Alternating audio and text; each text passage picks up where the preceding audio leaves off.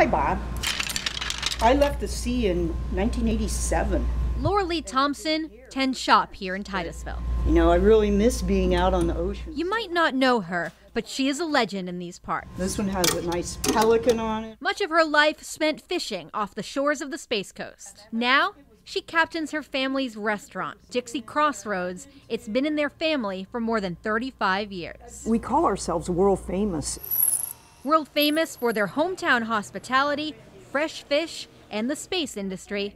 She depends on it. They would bring in like the families of the astronauts the night before the launch, and they'd take the whole back of the restaurant. Of course, that was back in the 80s, a time when the space industry was thriving, jobs plentiful, and tourism peaking. Coming here after a launch was still part of the launch experience. 3, 2, 1, 0.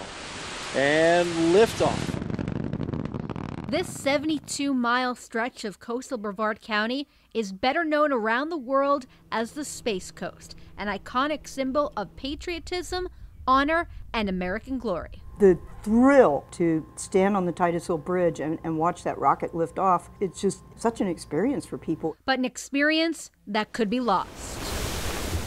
The rolling waters Laura Lee grew up to love and depend on could now significantly hurt her business. With the water level coming up the way that it is, the sandy beaches are disappearing. We're going to see more of the impacts today. Maya Buchanan, a researcher at Climate Central, is talking about rising waters along the Florida coast. It's part of a new climate change study by the Independent Research Group. We know well that sea level rise amplifies coastal flooding. They are studying the impacts of warming waters and future flood risks. The biggest area of interest to Laura Lee and NASA include these 4 launch sites at the Cape Canaveral Air Force Station and complexes 39A and B at NASA's Kennedy Space Center. It's important to highlight the risk that is not just a long-term issue. They are seeing impacts now, and if nothing is done, the study reveals coastal flooding will most certainly impact the launch pads this century, and launches could be in jeopardy. What was surprising is just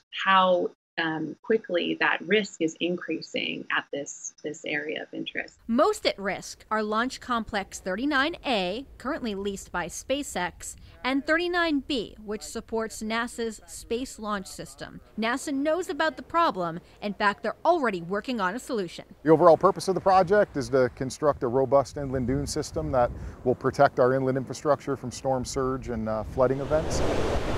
NASA's building a 17-foot-high dune stretching 3 miles. Part of it is done and took on storms like Matthew and Irma. The dune really exceeded our expectations as its performance. We saw almost little to no erosion. Coastal geologist Dr. Joseph Donahue studies the Space Coast and cautions this is a temporary Band-Aid. Those measures will work short term, but sea level rise is inexorable, and the next storm can potentially just take them out. The study also shows that by 2100, parts of both rocket launch sites are expected to be close to chronic inundation, experiencing almost monthly flooding on average. NASA would not talk to us about those findings or any plans to increase its defenses against potentially crippling rising waters. The highest rate is actually right near the site where SpaceX has their landing zone, where they land the boosters. These landing and launch zones are key to the success of the renewed space programs in Brevard County. Space is huge, and that's a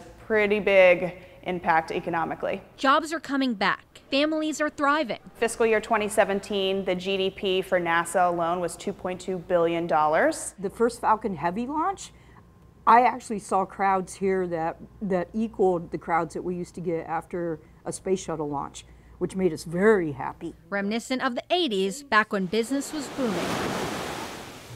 So you can see why this climate study and the impact of rising waters is alarming for those who call the Space Coast home. If we lose that, it's definitely going to affect my business. For Laura Lee and Dixie Crossroads, combating the impacts of climate change is a must for survival, as well as the survival of the delicate ecosystem surrounding the birthplace of spaceflight in America. Anything that we do now has got to be heroic.